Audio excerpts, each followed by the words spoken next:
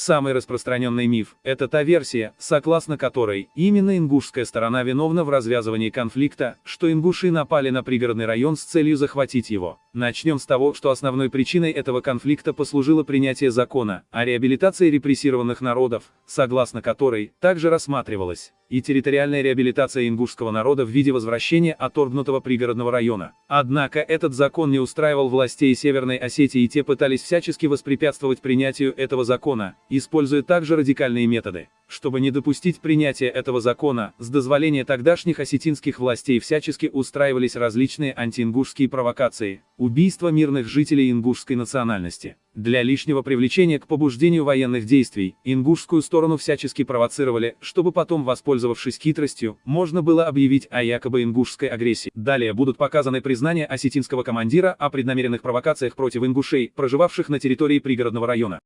Вот что произошло на самом деле. Сейчас вы увидите фрагменты допроса капитана милиции Северной Осетии, осетина по национальности Валиева, следователем по особо важным делам при Генеральном прокуроре Российской Федерации, юристом первого класса Комаровым.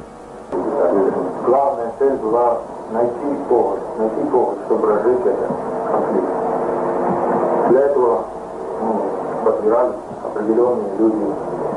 Упор делалось на то, чтобы инициатива, якобы исходила, что с ингушской стороны, что они начали, не только защищаются, наших сил не хватает, просим помощи России, и Россия доделывает дело. Основная суть была такова. Были подготовлены специальные помещения заранее для захвата заложников. Существует и протокол допроса, где ясно говорится о закрытых заседаниях по подготовке к вооруженной акции, о том, что эта идея исходила из Москвы, а точнее от министра внутренних дел Ерина. От работников осетинской милиции требовали лишь найти малейший повод, чтобы спровоцировать ингушей к выступлениям.